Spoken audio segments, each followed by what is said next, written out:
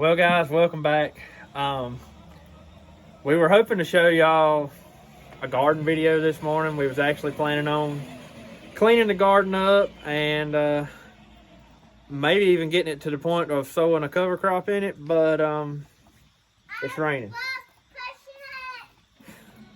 It's raining, and it's been raining all morning. We've had about an inch of rain this morning, so any garden work is out of the question today. But on a side note, I thought it'd be a good chance to show y'all what I went and picked up yesterday that we're pretty excited about. And needless to say, I think the people who give us this are pretty excited about it too. They told me they hated to see it go, but they were happy that it was going to somebody who was going to continue to use it. And Megan, if you'll pull around here, we'll show them what we got. So on this trailer here is pretty much everything you need to make molasses out of sorghum.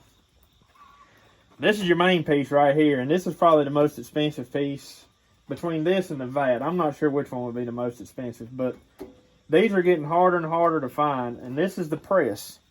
So it's going to be a little difficult to show you with everything strapped onto the trailer like it is. But there's two wheels right in here that run. You can see that wheel and that wheel, and they run together, and you feed your cane up through those, and it just presses the juice out.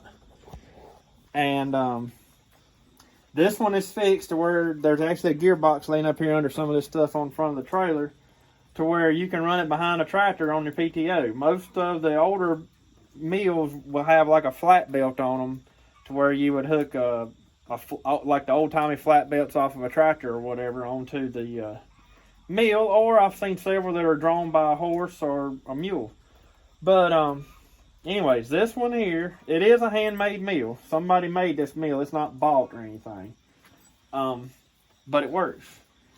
And it hadn't been used. I think he told me that they last done molasses back in 2001. And ever since, all of this stuff has just been pretty much in storage.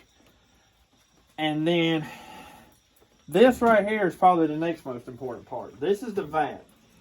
And anybody who knows anything about molasses knows that this is an extremely nice vat. I'm pretty excited about this vat. There's no seams in it anywhere. He did tell me that they had an old vat that had a seam right across the middle where they joined two pieces of stainless together. And in that seam, it would always scorch on them. So in turn, this one right here is their newest vat that they had built. Somebody custom made this for them too. And they made it out of one solid sheet with no seams in it. So I think that's pretty cool. Now you can imagine this thing full of syrup, when you've cooked it down, is going to be pretty heavy to lift off.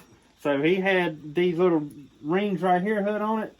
And we've got some pipes up here that they would run through that, so you could have one person on each end and two people on each side to lift this thing off of the stove, the furnace while you're cooking. And that's one thing we will have to build, is a furnace for this vat to sit on when we go to cook our sorghum down. Alright, so there's a ton of little stuff on here, and I may not even get around to showing everybody everything, because some of the stuff I'm still a little bit, I don't know exactly what it was used for. When we actually go to cook the stuff down, the guy that give us this stuff has offered to come and help and show and teach and do whatever we got to do to get it right. And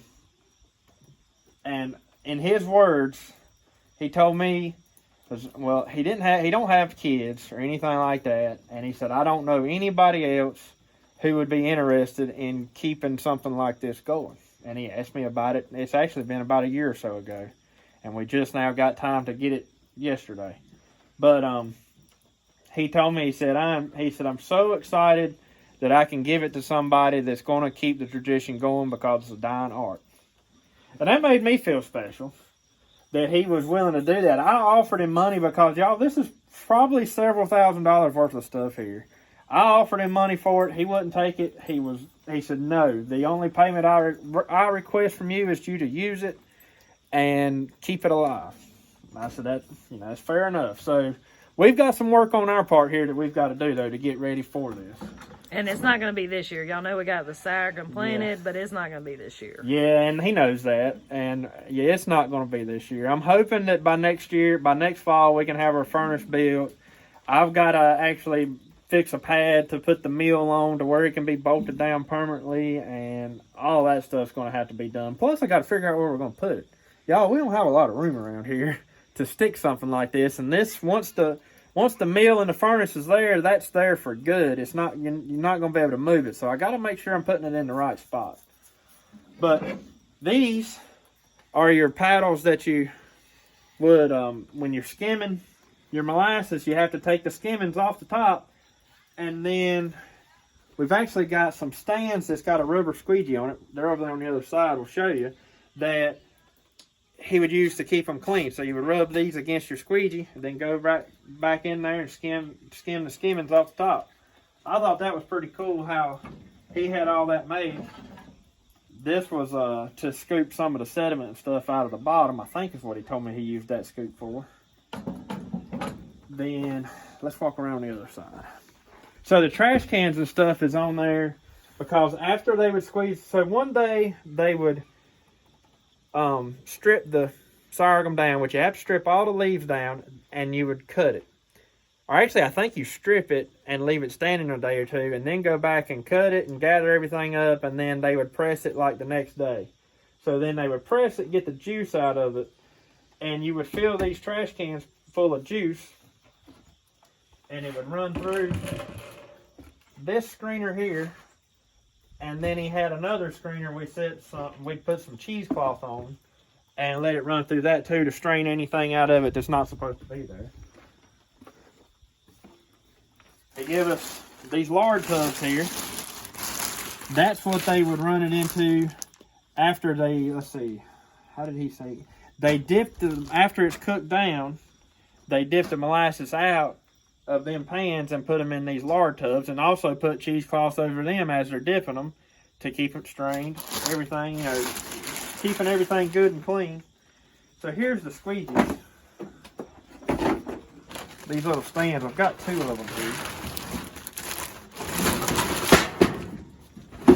You can see that stands right in line with you, and you take that paddle and just wipe it across that rubber squeegee there, and that would get your skimmings off.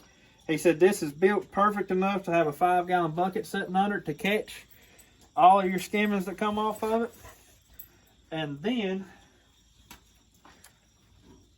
these nice little dippers here are to, like, if it starts getting too hot on you, you get in here and you scoop it up, and then you just start flipping it.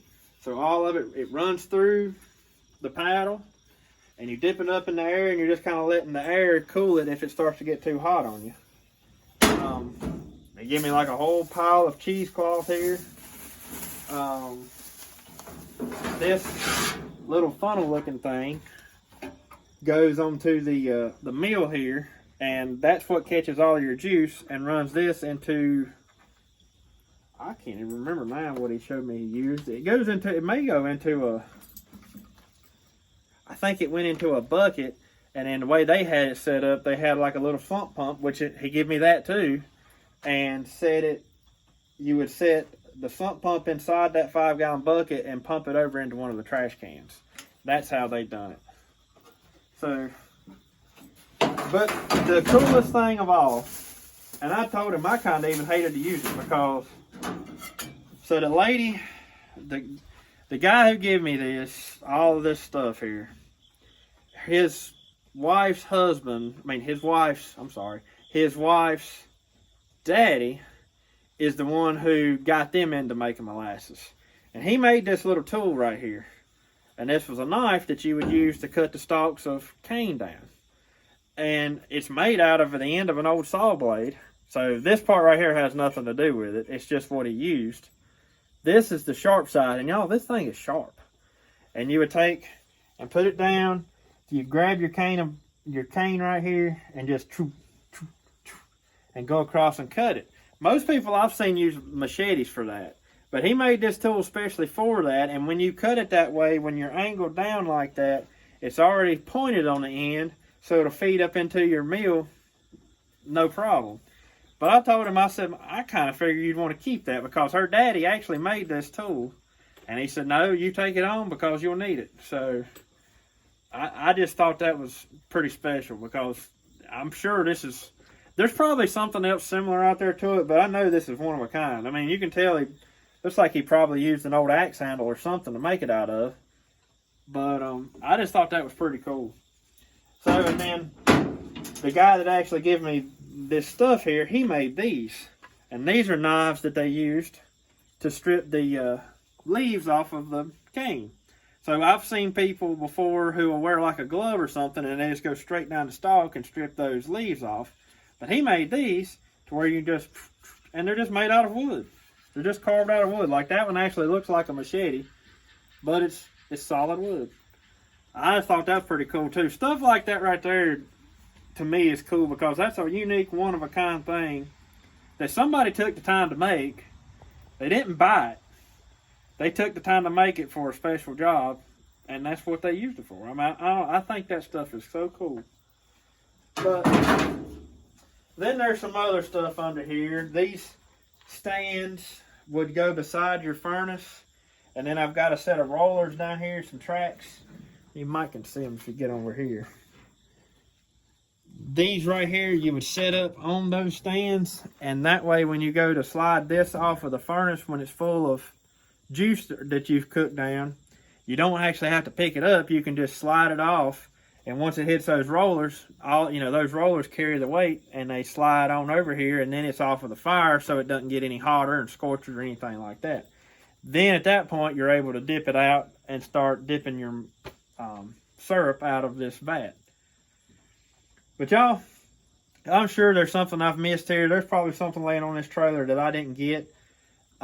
He gave us like 3 grocery bags full of seeds that he's had in the freezer since 2001, the very last year they had any. I don't know whether they'll be any good or not, but they've been in the freezer the whole time. So we'll try them and see what they do. We're going to have our own seeds too, from what we grew this year.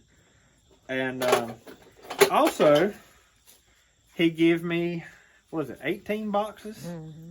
18 boxes of brand spanking new canning jars from back then too. All of them are mason jar brand. But, I feel blessed to have got it.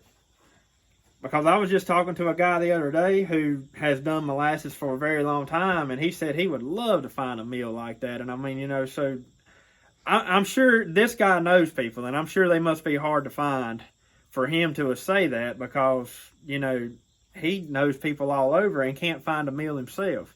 And here we are lucky enough to have somebody give us all of this.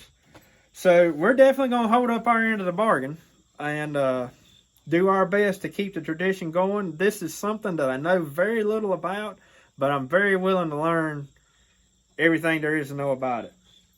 So hopefully everything goes well and we're able to keep it going and keep these old traditions alive because they are disappearing very, very fast. But anyways, y'all, I hope you enjoyed this little bit. We just wanted to share it with you and show you what we had been into yesterday. And we've got our work cut out for us, but we're excited about it. We're very excited about it. And we just hope and pray we actually have time to do what we need to do with this and get it right. But we appreciate y'all watching, and we will catch you on the next one.